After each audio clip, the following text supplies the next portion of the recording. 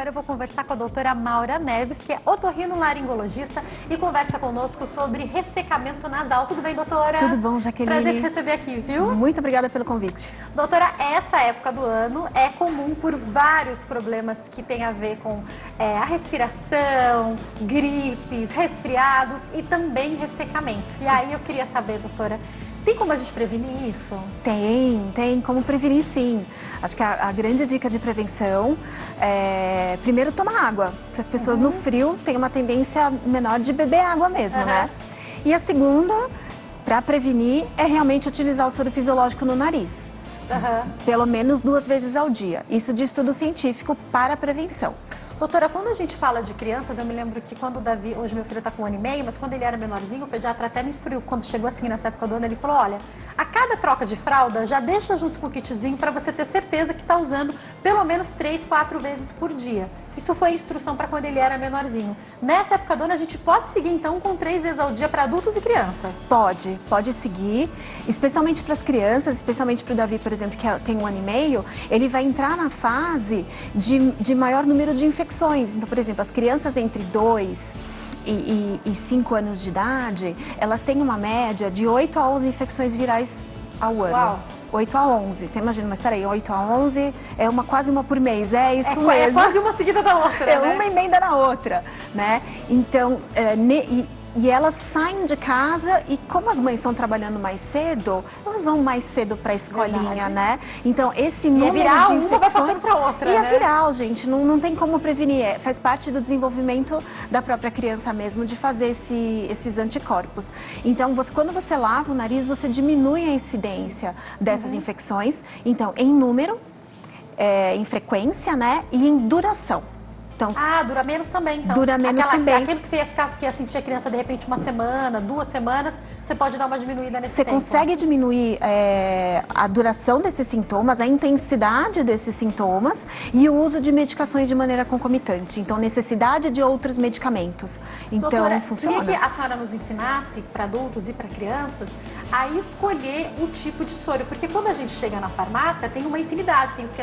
Tem até uma marca que é praticamente ali, ó, que a gente acha que é isso que tem que ser comprado, mas eu já ouvi orientações que a gente inclusive tem que ler as propriedades, não é qualquer coisa. Se você não for instruído por um médico, não dá pra você pegar e comprar qualquer coisa, não é assim que funciona, né? Exatamente. Na verdade, tem alguns medicamentos que são vendidos com nomes que são muito similares a soro, né? As pessoas pensam que é só soro e não é, são remédios mesmo. Então, não, primeiro de tudo, acho que não confundir os medicamentos que desentopem o nariz com o soro. Aí quando você vai falar do soro mesmo, né, já que você me perguntou, e você fala assim, qual que é o melhor? Tem várias marcas, né? E são baratos, né? São. De média, assim, que eu costumo comprar pequenininho, depois eu vou explicar por quê. Tem uns que são 4, 5 reais. Então, a gente tem preço diversos métodos, então tem métodos que são e valores que são mais acessíveis, né? E valores que são menos acessíveis. Então a gente tem aqueles latinhas de aerosol, que são super bonitinhas, são bem práticas, mas eventualmente para uma parcela da nossa população talvez seja mais inacessível. Então o que a gente faz, né? Qual que é o melhor método? O melhor é aquele que você usa. Perfeito. Que você não pode deixar de usar. Exatamente. Né? Eu lembro que outro dia eu estava com uma emergência para fazer uma inalaçãozinha no meu filho e eu fui comprar numa farmácia perto da casa da minha mãe, uma farmácia pequenininha que tem de bairro mesmo. E tava R$2 o pequenininho. Eu falei assim, gente, mas será que isso presta? Aí eu olhei e falei, é soro, é isso aí que eu vou levar. Mas é um valor tão barato. Então, a gente sabe que é um valor que se torna acessível para boa parte da população. Não precisa sempre ser aquele pomposo que tem aerosol, não é verdade? Isso. É lógico que esse pomposo que tem aerosol, ele vai facilitar muito a sua vida. Fica na mala, fica na mala, né? que fica no escritório, né? Que tá na mochila, às vezes, que vai pra escola. É um método mais fácil que a criança consegue pegar e fazer sozinha. Ela mesma. Né? Pra criança conseguir fazer sozinha com outros métodos, por exemplo, tem muitas pessoas que lavam com seringa. E ia te perguntar se pode. Pode. A minha única ressalva é, gente, tem que limpar a seringa, né? Aliás, então vamos já perguntar? Vou eu ser chata, né? Praticamente descartável, né, doutora? Então, quase isso já, que eu acho que... Eu fico imaginando, pro meu filho, por exemplo, se eu usei ali aquela seringa uns 3 dias para uma crise que ele tava, acabou, né? Os 3 dias a gente já melhorou, não vai usar mais aquela semana, joga fora e compra outro para a próxima gripe, né? Exatamente. Porque senão a gente fica guardando aquilo. É que nem guardar resfriado no bolso, né? Quando a gente usava lenço de pano, né? A gente já pode descartar um pouquinho. Verdade. O que eu sugiro é o seguinte, evitar a contaminação. Então, se você vai comprar um soro que é maior, você pega esse soro que vai estar guardado na geladeira. Então, por isso que eu compro pequeno, gente, porque eu esqueço de pôr na geladeira. É verdade que abriu já era? Tem que ir pra geladeira se não for estraga? É melhor. Ele contamina. Contamina mesmo, Quando ele fica na geladeira, o índice de contaminação é menor. Tá. O que a gente não sabe é se você usar esse soro contaminado, se vai contaminar o seu nariz. Se ele só não vai ter eficácia ou se ele vai chegar ao ponto de contaminar, né? Então, a gente não tem uma comprovação científica, mas de qualquer maneira, né, acho que não é uma coisa tão impossível. Então, o que eu sugiro? Você deixar o soro na geladeira, você vai fazer a troca da fralda ou vai fazer aquela troca naquele dia, tira uma certa quantidade, coloca num frasco de vidro que esteja limpo com uma tampa. Então, você tira lá uns 50, 100 ml, aquilo que você vai usar naquele dia, tá? Perfeito. E você usa da seringa, tirando do potezinho de vidro, tá? Ou de um pote menor. Porque a partir do momento que você pôs no nariz e voltou no potezinho, já está infectado aquele. Como é que eu posso higienizar essa seringa, doutora? Água com sabão, melhor coisa. Se quiser passar um pouquinho de álcool, também pode. Perfeito. A partir do momento, as pessoas falam de ferver. Isso, tá? era isso que eu perguntei. Quando você ferve, depois de um tempo, o plástico fica duro, né?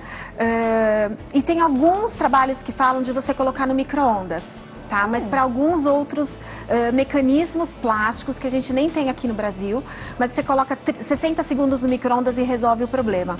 Eu já testei uma vez com uma seringa, ela ficou mais quentinha e ela ainda funcionou. Então a gente eventualmente pode testar.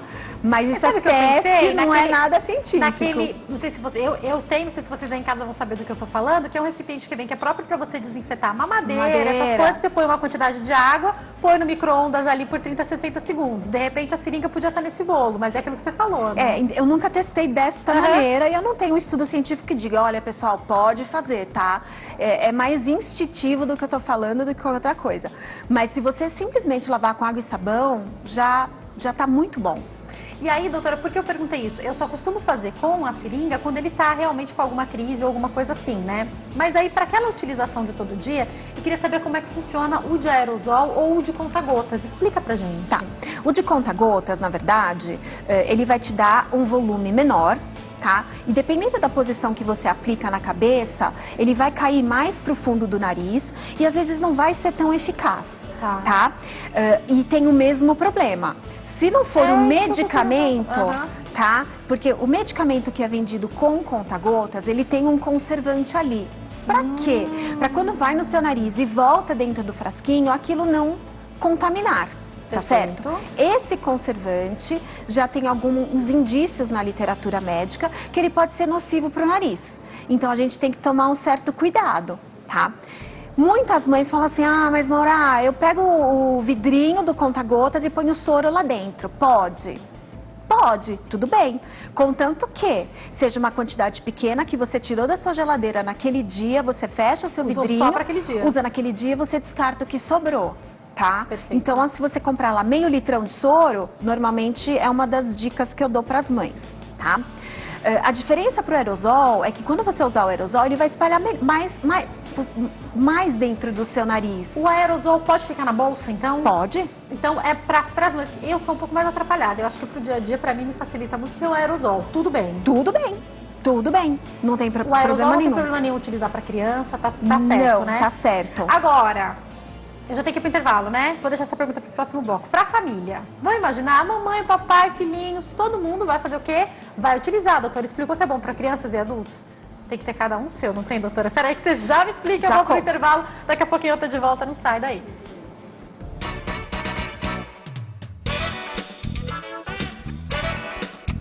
Eu acho... Poxa, é perda de tempo, pessoal. É praticamente óbvio, então, né? Então, assim, a partícula que sai do inalador é uma partícula de vapor de água que foi desenhada para chegar para o pulmão. Então, se você vai fazer uma inalação e para o nariz, e seu nariz está entupido, primeiro, você não vai conseguir puxar o vapor de água pelo nariz. Você está com o nariz entupido.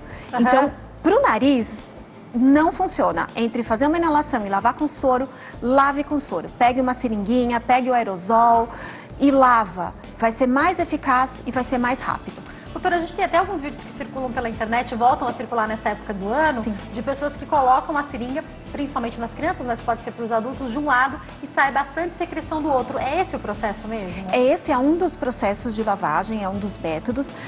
Nas crianças, que é mais fácil.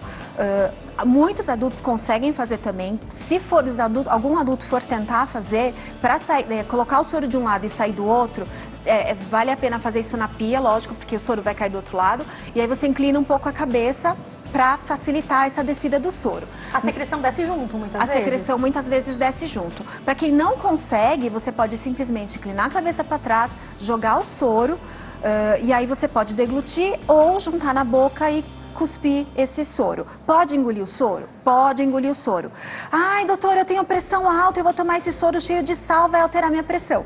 Pessoal, é uma quantidade muito pequena de sal, tá certo? Não vai alterar a pressão, mesmo que você degluta isso, tá bom? Então é mais benéfico para quem tem pressão alta, que tem um pouco mais de idade, fazer a lavagem nasal e prevenir um quadro gripal, que pode virar uma pneumonia, do que, né, se preocupar com a quantidade de sal no soro. A quantidade de sal que tá levando a pressão deve estar na comida. Que o brasileiro tem o hábito de usar, inclusive, praticamente o dobro do que deveria, né? Exatamente, de maneira um pouquinho da comida. Não tá no soro que de vez em quando você Poxa, gente, sem querer, né? Por favor, né? Doutora, explica pra gente sobre a relação da tosse com essa possível secreção. Como que a gente sabe que está na hora de cuidar mesmo, utilizando o soro? Explica isso pra nós, tá tossindo? Tá. A tosse é um sinal da via aérea, tá? De defesa. Então ela está se defendendo de secreção. Se o pulmão está limpo, então não é uma tosse pulmonar, não é uma asma, não é uma bronquite, essa tosse está defendendo a secreção que vem dessa região, que escorre lá pelo fundo do nariz, tá? E aí a gente tosse para defender o pulmão. Então, como fazer? A gente tem que, na verdade, se livrar dessa secreção. Muitas vezes a secreção ela fica grossa, fica espessa. E aí muitas pessoas falam assim, Maura, tá presa lá no fundo da garganta, começa a dar um pigarro. Fala que dá um pigarro. E aí você começa a pigarrear. Para se livrar dessa secreção, primeiro, aumenta a hidratação. Porque se a secreção está espessa, ela está grossa, ela está desidratada. Então, quanto mais... né? Quando a gente está com coriza, aquela secreção parece que escorre pinga água, né? Então, se a secreção tá grossa, o catarro tá espesso. Hidrata, beba água, água.